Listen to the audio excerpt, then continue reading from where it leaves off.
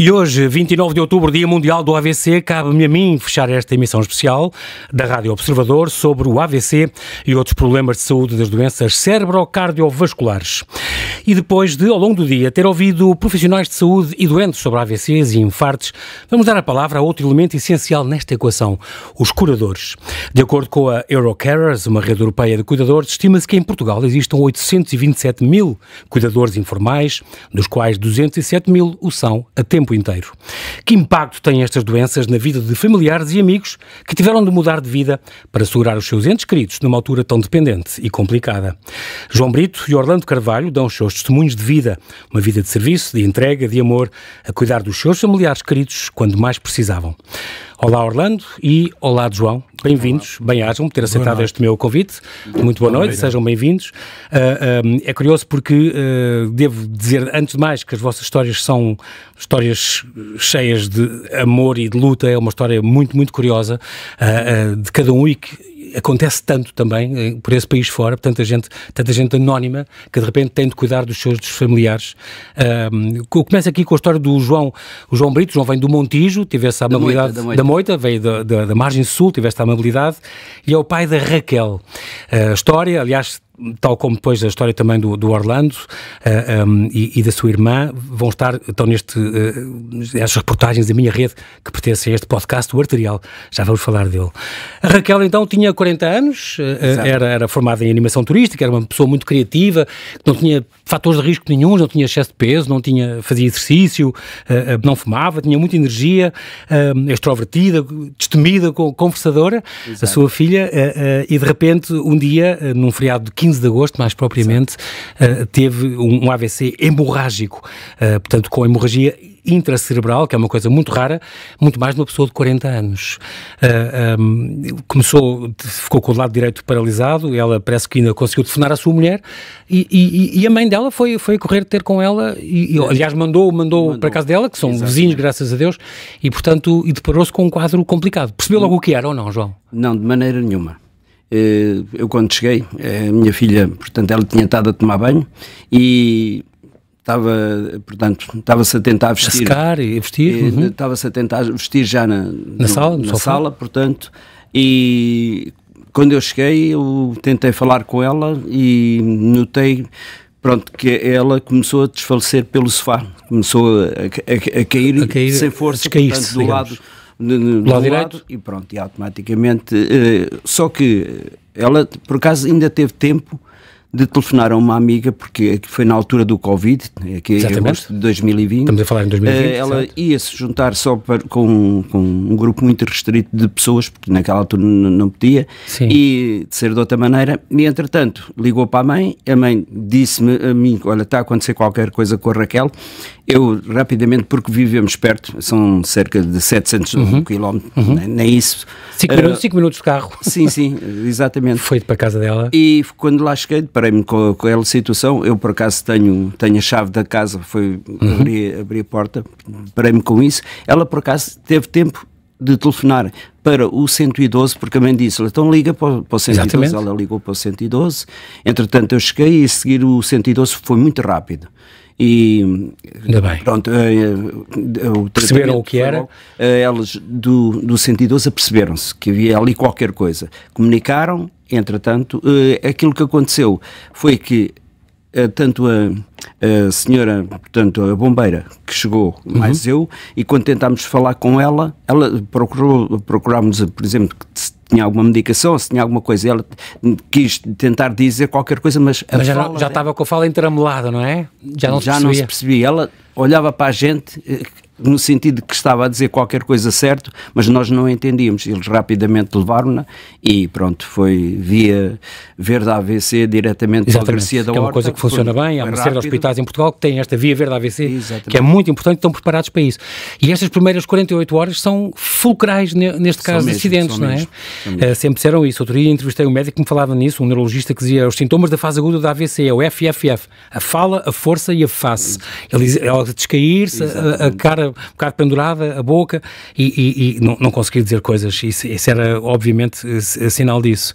Ela depois passou por uma série, teve 11 dias internadas na Garcia da Horta, depois esteve no Centro de Medicina e Reabilitação de Alcoitão, 2 meses, acabou por ficar com 84% de incapacidade, agora tem só 43%. Não. Tem 84. 84 ainda? Tem 84 até 2026, quando for novamente... avaliada pela Junta. Pronto, junta. Eu tinha lido alguns que já estava um bocadinho menos e que por isso até já guiavam, não sei o quê. Muito bem, hoje faz fisioterapia, tem esta terapia ocupacional, tem as massagens, hidroterapia, a reeducação postural global, a acupuntura na área neurológica com eletroestimulação. Muito bem. A sua mulher, Maria de Lourdes, também nessa altura tiveram que mudar de vida completamente e mudaram-se para a casa dela, tiveram que comprar uma cama e tudo, inclusive. Exatamente, foi. Portanto, ela saiu no dia 26 de agosto, do Garcia da Horta, e portanto, no dia anterior a gente já tínhamos contactado uma fisioterapeuta para vir lá à casa. Ela no dia 26 foi analisada pela fisioterapeuta e começou-se a partir daí, portanto, fisioterapeuta particular, lógico, sim, não é? Sim. E ela foi excepcional, portanto, a fisioterapeuta Ana foi excepcional, fez N número de coisas e, de facto, foi isso que a pôs em movimento. Ela tem uma vantagem, é muito positiva. Isso é bom, isso é ótimo. É muito até positiva. Para a cura e para recuperar completamente, ter um estado de espírito positivo ajuda muito, não é? Muito. A pessoa que desiste é que é pior. Nós tivemos que alterar, tivemos que comprar uma cama, vir para a casa dela viver, tivemos que, os móveis tiveram que ser postos de uma maneira, porque ela veio em cadeira de rodas. Exatamente. Mas passado uma semana, ela largou a cadeira de rodas e já estava a começar a querer dar o espaço, energia, a parada, brutal. Isso tudo. E também, por exemplo, o típico, a cadeira para a banheira, por exemplo, para ela tomar banho. Também, exato. E uma salamandra, é muito engraçado, tiveram que comprar uma salamandra porque ela tem esta extrema sensibilidade ao frio. Ela ficou também sem sentir nada. É assim, o lado direito. Do lado direito, desde o couro cabeludo até ao dedo do pé. Ela tem uma parte que diz, uma parte é minha, outra parte não é. E ela de vez em quando diz para aquela parte que não sente. Que não sente como ela. Exatamente, diz-lhe assim, Vlad, tens que fazer a mesma coisa que as outras. Portanto, ela tem esse espírito. Mas isso é muito perigoso, a questão de, por exemplo, ela pode estar a queimar no fogão e não sente que está a queimar. Isso é verdade, aconteceu algumas vezes. Porque ela hoje, felizmente, já é muito autónoma. Pronto, ainda bem. Muito autónoma a fazer as coisas. Até porque o João e a Maria Lourdes já não estão a viver com ela. Ela já voltou aconteceu que aquela primeira fase, um ano depois, ela disse, eu já me sinto mais ou menos bem para ir fazendo as minhas coisas, porque me disseram, e foi o neurologista que disse, tens que ir para casa e tens que começar a tentar fazer as tuas coisas tal e qual como se fosse a tua vida normal. E ela chegou a uma certa altura e disse, olha, eu prescindo de vocês agora, vão para casa que eu quero fazer as coisas. E só que posteriormente aconteceu outra situação que lhe apareceu o cancro da tiroide. E essa parte aí a fazer um TAC, um angiotac, detectaram, porque fazem sempre desde a horta até ao cérebro, e apareceu-lhe então um nódulo, primeiro um nódulo, depois mais na tiroide, e aí veio complicar tudo. Exatamente. E estamos em plena pandemia ainda, teve que ser operada no IPO. Exatamente, no IPO, e portanto a gente sabe que isso era sempre muito mais complicado, mas tinha que ser. Eu ia com ela para todo o lado, não é? Porque as fisioterapias, porque ela depois começou a fazer fisioterapia e chegou a começar com 1 hora e estar 5 horas a fazer fisioterapia. Mas isso ela queria também. Mas é importante para recuperar, não é? E então usava o Uber Pai. O João era o Uber Pai. Eu fui sempre no Uber Pai e continua a ser, diz o João. Porque de facto é esse serviço que é muito importante. E eu também não me esqueço uma história que eu ouvi sua nesta reportagem da minha rede, que também me lembro que foi muito comovente quando ela finalmente começou a guiar e teve direito a arranjar aquele carro adaptado e sentou-se a guiar e aí foi um vale de lágrimas do João e dela. Exato. Quando ela pôde finalmente ter essa autonomia, porque é diferente quando uma pessoa consegue ter um carro e ter essa autonomia, é uma conquista, não é? Eu podia achar que nunca mais iria guiar. É o que acontece tantas vezes. Foi isso que faz comover o susto. Foi isso que ela inicialmente pensou, como é que seria, e pronto, e de facto foi uma alegria imensa mesmo. Incrível. E pronto, e esta coisa da sensibilidade que é uma coisa complicada, esta coisa da mãe, a mãe ajudava a secar, nessa altura estavam a morar com ela, e ela não sabia se o lado estava, daquele lado estava seco ou estava molhado. Mas ela sempre tinha uma coisa, ela queria se lavar, sempre. Pois. Ela sempre, mesmo tinha que fosse só com uma mão, mas... Isso, e às vezes, o João contou isso na entrevista, que às vezes demorava mais tempo a tomar banho, mesmo que fosse só com uma mão, mas ela, era ela que se queria ensaboar. O objetivo dela era fazer isso. Isso é extraordinário. Vou falar agora aqui com o Orlando Carvalho, ele é irmão da Delfina. A Delfina tem um caso muito irmão único, não é? São só os dois irmãos. Sim. Tem um caso extraordinário porque o irmão, o Orlando é 2 anos mais novo que a Delfina, mas a Delfina tem um caso especial, não foi um AVC, foi uma amiloidose cardíaca, portanto é uma doença causada por uma proteína que começa a encher os ventrículos e os aurículos do coração, que estraga os tecidos, e que ela é médica de família, e portanto ela sempre soube aquilo que acabava por ter, e isso pode ser muito complicado. Quando é que o médico aceita assim um prognóstico reservado? Não deve ser fácil para o médico. Tem que dar isso aos pacientes, aos utentes, claro. Mas no caso dela não deve ser fácil. Não foi nada fácil, e sobretudo porque também o diagnóstico demorou algum tempo, porque é uma doença rara. Pois é. É uma doença rara, portanto o diagnóstico... E muito mais na idade dela.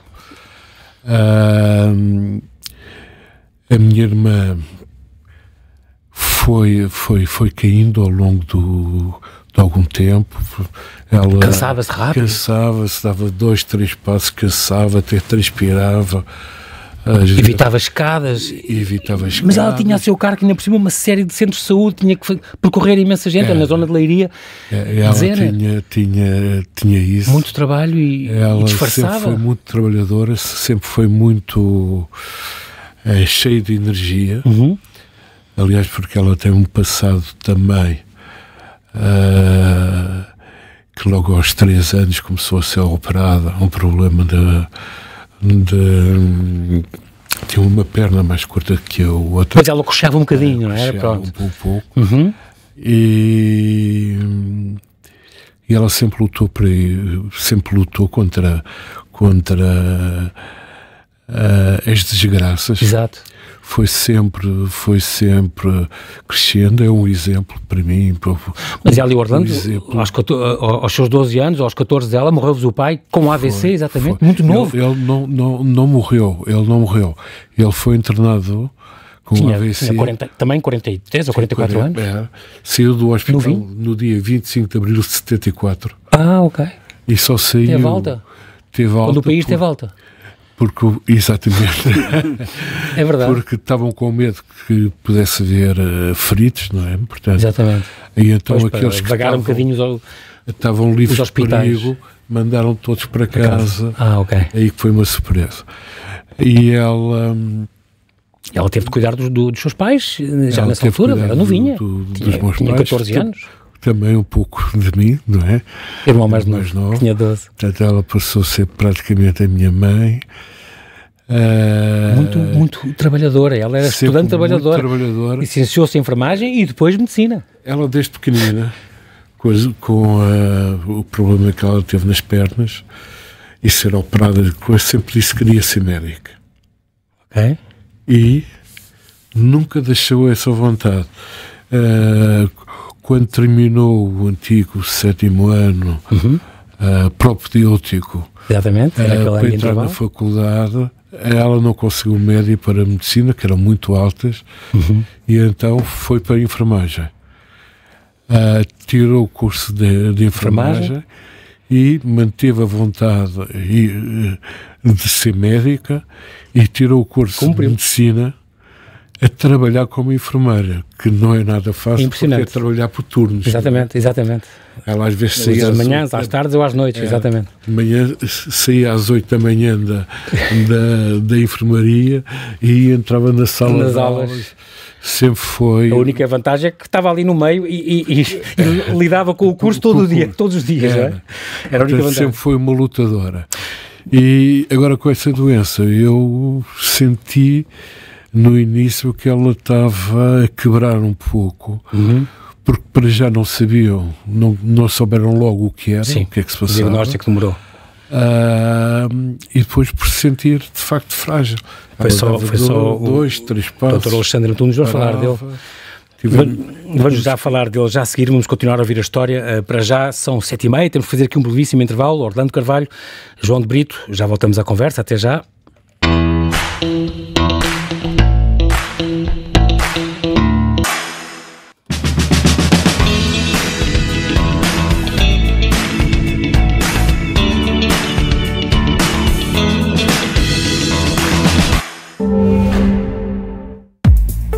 Vários estudos independentes mostram que a maior parte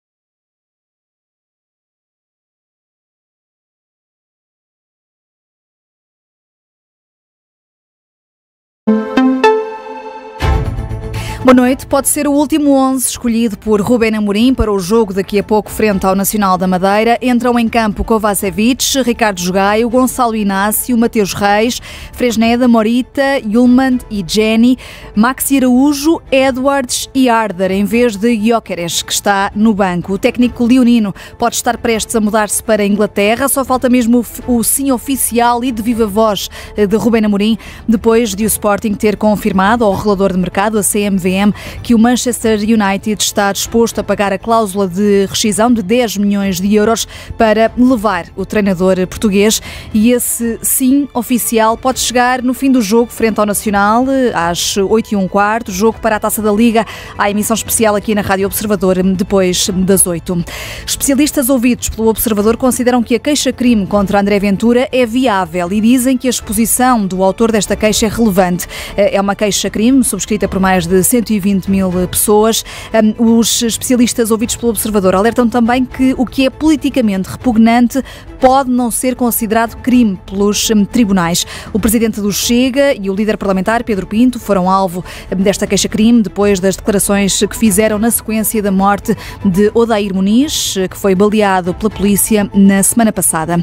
O governo mostra-se disponível para um aumento extraordinário das pensões e para uma subida estrutural, mas a ministra do Trabalho e da Segurança Social ressalva que isso depende de haver folga orçamental. É o que diz a ministra, que esteve a ser ouvida esta tarde na Assembleia da República, numa audição. Daí a medida, diz Maria do Rosário Palma Ramalho, não estar inscrita no Orçamento do Estado para o próximo ano, mas a janela está aberta a que venha aí um aumento extra das pensões em 2025. Muito bem, foi a síntese das 7h30, com a edição da jornalista Vanessa Cruz. Vamos ter uma nova atualização destas notícias já no Jornal das 8 com o António José Soares.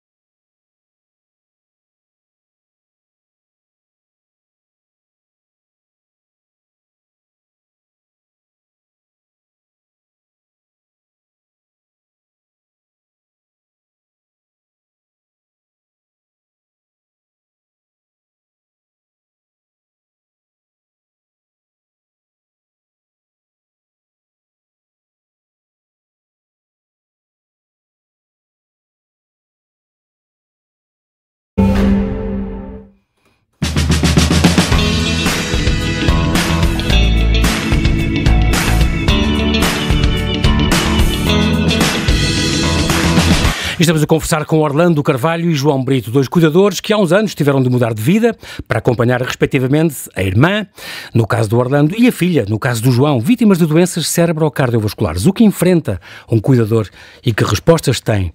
Estamos a falar, Orlando, estava consigo a falar desta rede de apoio extraordinária que teve também a Delfina, sua irmã, médica de família, teve então esta amiloidose cardíaca. Isto tem a ver com a proteína que se desenvolve e que se vai obstruindo o coração. Ela foi descoberta por uma ecocardiograma que tinha feito, um ecocardiograma de esforço. Finalmente um médico cardiologista, Alexandre Antunes, que fez o diagnóstico em plena pandemia, descobriu o que era. Foi uma coisa que preocupou logo a família, e assim de modo especial, porque é uma doença que se mascara, como tantas, não é? Pela partilha de sintomas com outras patologias, mas é uma doença com risco de morte súbita. E a tua irmã sabia disso? A minha irmã sabia disso.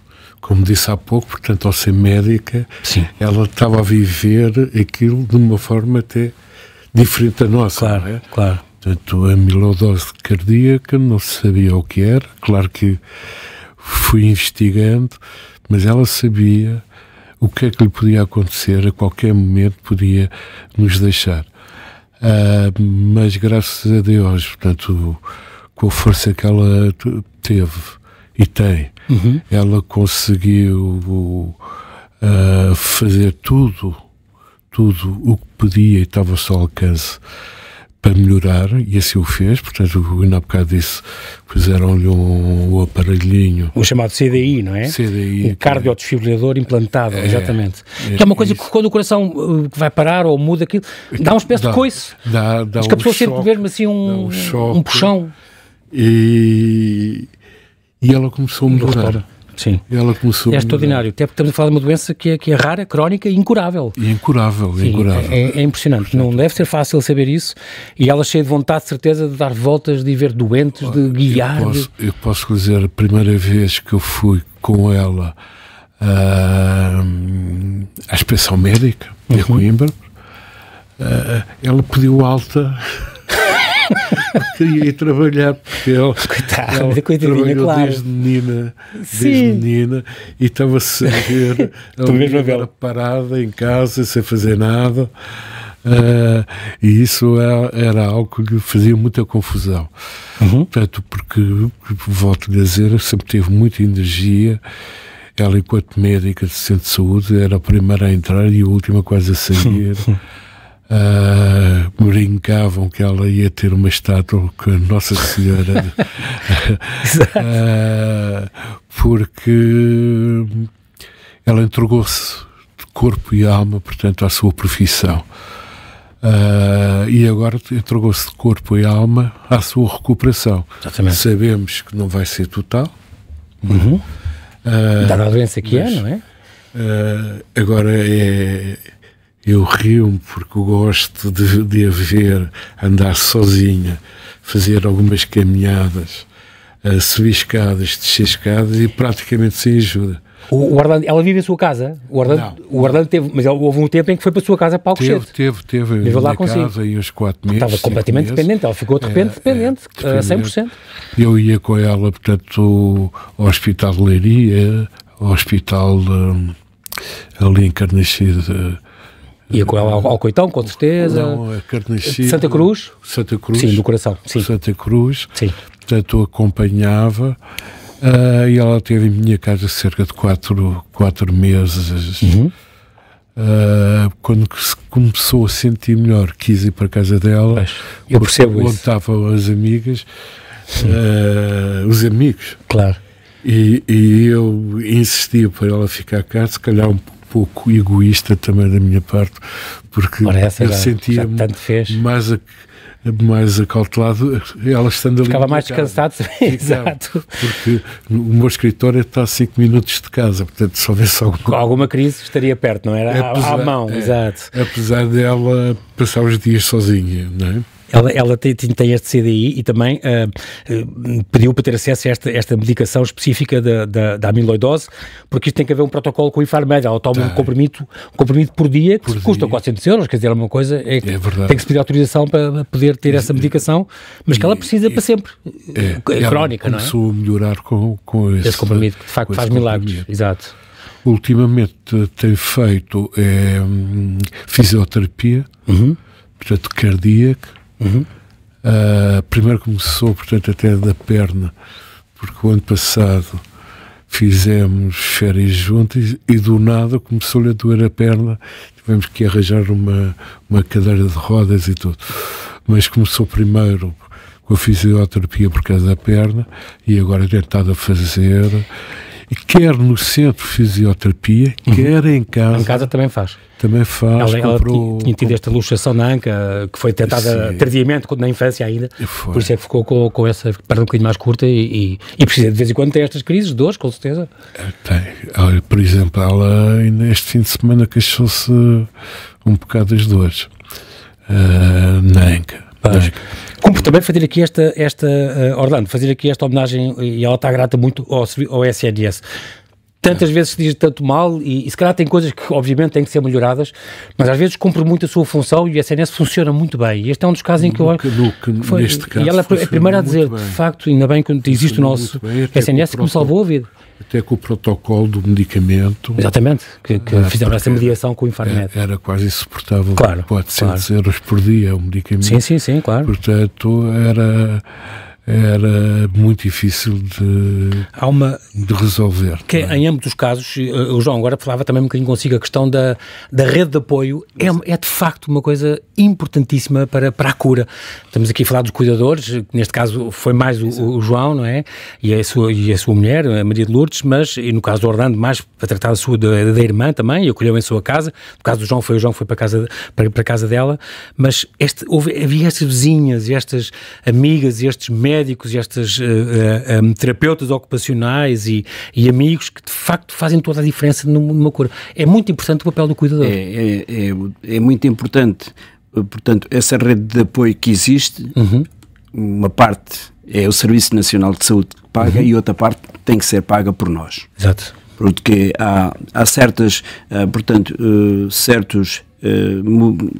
movimentos que a pessoa tem que fazer ou que a pessoa está num certo estado, mas que o Serviço Nacional de Saúde não suporta e que temos que ser nós os cuidadores a assumir isso. A avançar.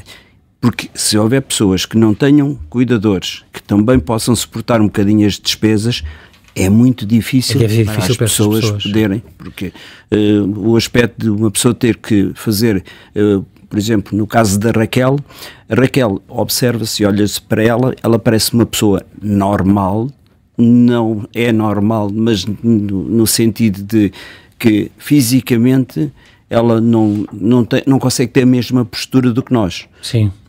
Principalmente porque depois de fazer a intervenção da tiroide, aquilo foi tirado e era um tumor maligno, a tempo. E que ela continua a ser, portanto, acompanhada no IPO, Lisboa.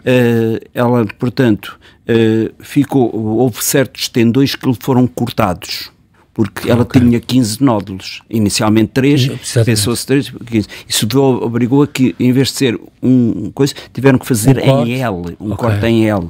Isso obrigou, portanto, a cortarem lá alguns tendões. E claro, a postura muda, claro. Exatamente. A reabilitação dela foi que a postura corporal dela ficou diferente. Tudo isso teve que ser, portanto, com terapeutas, com terapeuta ocupacional, com terapeuta, portanto, referente à postura corporal. Portanto, essa parte é uma parte que nós, cuidadores, também temos que ser nós a intervir monetariamente. Mas há, de facto, a outra parte, que é aquilo que eu digo, a nível do início, o Garcia da Horta foi espetacular. E nesse ponto temos desde os médicos, portanto, que foram acompanhando, e depois, claro, o outro trabalho que foi feito em casa e o acompanhamento que continua a ter, portanto, tanto no IPO como também no Garcia da Horta. Na questão do cuidador, por exemplo, João, acha que devia haver alguma mais apoio? O estatuto foi todo revisto, entretanto, em março, depois em outubro acrescentaram mais algumas coisas, já pode não ser familiar, já pode ser informal, toda esta coisa, mas ainda faltam alguns apoios. Sentiu-se apoiado? Eu no meio disto tudo, eu já estava aposentado da banca. Sim. Era bancário. E quando surgiu esta situação, não foi uma situação que eu tivesse que abdicar do seu trabalho normal, diário. Normal. Sim. E a esposa, por acaso, também estava como dona de casa também. Dona Maria de Lourdes, portanto, foi fácil, num aspecto, caso, nós deslocarmos, irmos para a casa dela. A partir da altura que a gente sente que o cuidador, em certas alturas, entra em litígio com o próprio doente, muitas das vezes não se consegue. Claro que sim, não deve ser fácil. Vamos para o meio daquela pessoa, que aquela pessoa é autónoma. Claro, de um momento para o outro, e já era há uma série de anos, não é? É verdade, e de repente invadem-lhe aquele espaço, digamos assim. Conflitos, há tudo. Obviamente. É isso tudo. Claro que sim. É normal que às vezes a gente se deixe ir um bocadinho abaixo. Claro. Mas também, da outra parte, como é alguém muito positiva, dizer, isso também ajuda. Vamos fazer o seguinte, vocês agora vão para a vossa casa, eu vou fazer, e naquilo que eu preciso, vocês vão-me ajudando. Pronto, nesse aspecto, o que posso dizer é que há necessidade, de facto, e isso foi revisto há pouco tempo, de haver um apoio ao cuidador que nós até agora ainda não precisaram, pronto. Não precisaram. Ainda bem. Mas pronto, mas é importante saber que há esse apoio. Há muitas coisas, por exemplo, há muitos cuidadores que depois têm o problema da segurança social. A quem é que eu posso recorrer? A que direitos? Como é que as pessoas se organizam depois de acontecer uma coisa destas? Existe essa falta de informação, porque exatamente. É o seguinte, a gente há uma série de apoios, as pessoas não sabem. A segurança social, a gente, quando foi à Segurança Social, não há uma informação diretamente de dizer, olha, você dispõe disto, exatamente, disto. Tem direito a isto. Isso não, pronto. Não, a baixa, o subsídio de doença, o atestado de incapacidade multiusos, quais são os seus direitos, como é que se pode obter? Às vezes tem-se vergonha em dizer vergonha. Sim. Omite-se um bocado aquilo que as pessoas têm direito. Eu acho que isso faz muita falta, essa divulgação. Eu devo dizer aqui que estes meus dois convidados, o Orlando Carvalho e o João Brito também, as histórias deles estão também neste podcast, são reportagens, constam das reportagens deste podcast Arterial, que é uma secção do Observador que é inteiramente dedicada a estas doenças cerebro-cardiovasculares, que é de facto a principal causa de morte em Portugal. E de facto aqui tem explicadores, tem reportagens, tem entrevistas, e este arterial está bem feito, tem os casos destas duas famílias que aqui estão representadas, mas tem, por exemplo, ajudas para sair deste labirinto completo de segurança social, quais são os direitos de quem acontece uma coisa destas, onde procurar, o que fazer para os obter, que respostas há para uma recuperação, porque há ajudas para isto, as incapacidades, inscrever-se para a junta, para a avaliação da junta médica. Isto às vezes é que há tempos de espera grandes, e isso ainda não está correto, ainda não devia ser assim.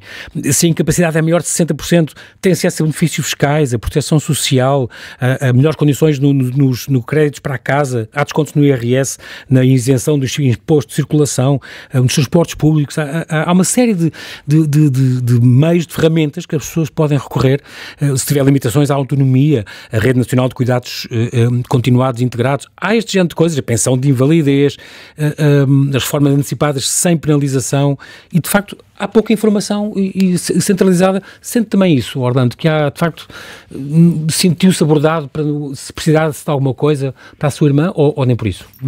Ou com maneira médica às vezes? Nem por isso, porque também não procurei. Não precisava muito desse apoio? Não precisava, graças a Deus também monetariamente conseguíamos resolver as coisas, e lá em casa, portanto, tinha o apoio da minha companheira, para que lhe dava banho. E a Márcia, que o ajudava. Da Márcia, tinha do meu filho, também. O meu filho, que ajudava a tia Ju. Que é sobrinho e afilhado da tia Ju, e que estava sempre disponível para ajudar, apesar de andar a trabalhar. Portanto, no fundo, era uma equipa de três, que estávamos ali quase... Era o Francisco é que era o sobrinho afilhado a ele. É o Francisco e a Joana, que ajudaram muito a tia Ju. E a Joana. No dia-a-dia, havia séries com ela, entretinha. Isso é muito importante. Vou fazer uma pergunta um bocadinho mais complicada aos dois. Como é que é esta questão que eu estou a pensar nisso? De repente um familiar fica a tomar conta de outra pessoa, por amor completamente, não só porque outra pessoa precisa muito e está fragilizada. Eu penso sempre, e se fosse comigo, também gostava que tratassem, mas Esta questão do pudor, como é que se lida com isto? Para cuidar de um doente, esta questão da vergonha, de um filho levar a mãe às necessidades, mudar a fralda das mães, dar banho às mães, ou mesmo a uma irmã, ou mesmo a uma filha. Há algum problema com isto? Sentiu alguma coisa nesta vergonha, neste pudor, João, ou não? Ou foi uma coisa completamente natural? Completamente natural. Como se fosse uma filha pequena. Porque já desde muito cedo, a Raquel, porque é animadora, e ela sempre nos contou tudo e sempre falámos de tudo. Foram muito abertos com todas as questões. Muito bem. O aspecto de, se eu tivesse que lhe dar banho, ou a mãe de dar banho, ou limpá-la, ou fazer outras coisas... Estava incluído. Sem problema nenhum. Algum. Precisamente porque isso também vem de um bocadinho da maneira como a gente educamos os nossos filhos, e a maneira como eles se sentem à vontade para falar connosco. Porque se eles não se sentirem à vontade para falar connosco... já metem uns entraves, não é? Exatamente. Orlando, não teve problema nenhum também com isso? Não tive problema. Nem ela consigo? A pessoa às vezes pode se sentir fragilizada? Mas sempre tivemos que está a dar muito relação muito aberta. Foi?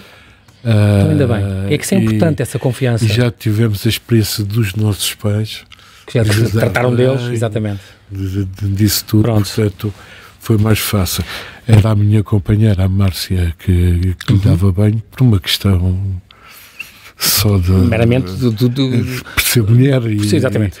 De companheirismo feminino, obviamente. Não era isso, porque, por exemplo, à minha mãe dei muitas vezes banho e limpei-a muitas vezes sem qualquer estigma, sem qualquer... Muito bem, ainda bem.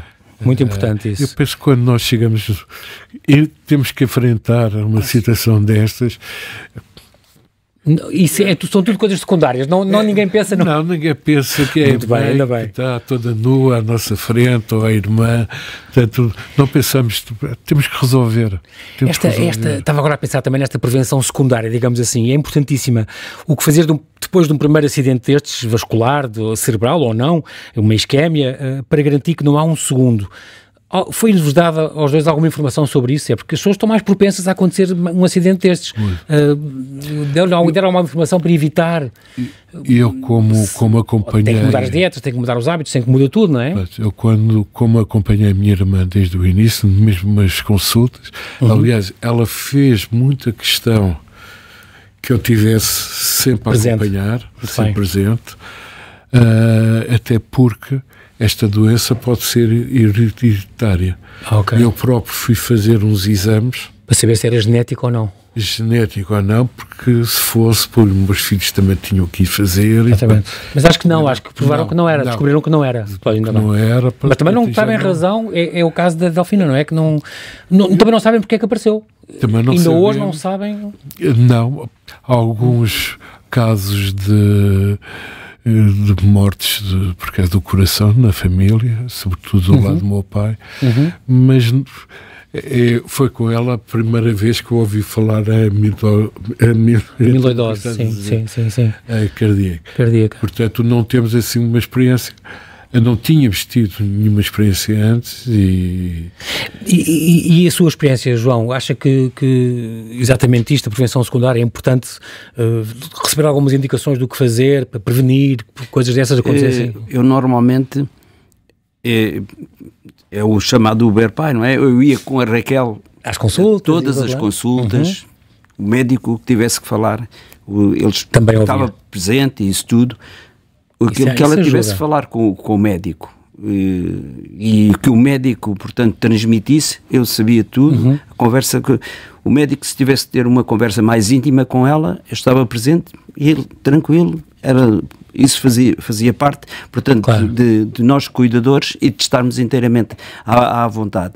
E nesse aspecto houve uma coisa que o médico... o médico sempre teve um certo cuidado em dizer à Raquel: se tu sentires isto, tens o meu contacto, tens isto, liga-me em qualquer altura. Isso, nesse ponto, a Raquel teve sempre.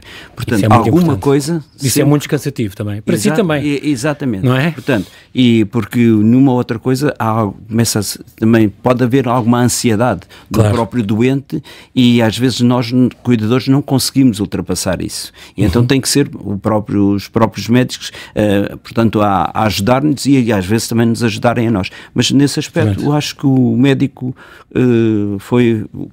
foi, pronto, sempre frontal e correto e abriu essa ligação que é importante. E há muitos casos de cuidadores também que pedem muito esse estatuto por causa do descanso. Às vezes, cuidar 24 horas de uma pessoa, 365 dias por ano, às vezes tem direito a um descanso e não é? Apoio, às vezes, psicológico também. E existe o chamado, portanto, um mês em que as pessoas podem estar fora e substituir por alguém. Acho que se está a criar até bolsas de cuidadores, que é importante isso.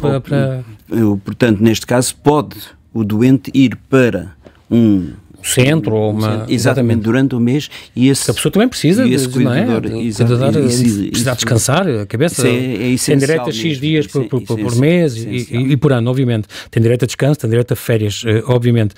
No meio disto tudo, e nós estamos quase a terminar, lembram-se de algum momento que tenha sido particularmente difícil durante esta recuperação? Da Raquel, lembra-se? Eu, da Raquel, quer dizer, assim, dizer que lhe tenha custado mais assim, como cuidador. O que custou mais foi uma vez, por acaso até filmei, foi ela a tentar meter algo que lhe tinham falado, portanto, da terapia ocupacional, de aquele gesto de agarrar, tentar meter e ela sem conseguir um objeto dentro de outro e a pessoa... falhar o braço e falhar e não conseguir. E aí custou-lhe imenso, porque teve vontade de ser o João ir lá e fazer, filho, é assim. Eu percebo. Isso não deve ser fácil. Lembra-se, Orlando, algum momento, um pormenor que tenha sido... Isso custou-me muito, pronto, esse momento. O saber da gravidade da doença. E a gente pensou logo, ela não merecia... Não. A pessoa que era e como era. A pessoa que é, claro que sim. Não merecia. Conhece não desde merecia. Sempre. E porque também era uma doença desconhecida e... Sim. Poder ter a morte súbita, porque às vezes acontece exatamente, no futebol. Acontece muitas vezes. Exatamente. Agarrar muito bem. Não é? É de facto complicado, mas ainda bem que há cuidadores, ainda bem que há pessoas que amam, que se preocupam, que cuidam, familiares ou não, em tantos casos não são. Quero agradecer muito, o nosso tempo já acabou, mas quero agradecer muito aos dois, Orlando Carvalho, João Brito, bem-ajam pela vossa participação, pelo vosso carinho, pela essa vossa disponibilidade em vir aqui fechar esta emissão especial que dedicou a Rádio Observador hoje, neste 29 de outubro, Dia Mundial do AVC, esta emissão especial sobre este problema, como o AVC e outras doenças cerebro-cardiovasculares. Fica aqui então o vosso testemunho. Bem-ajam. Obrigado, João.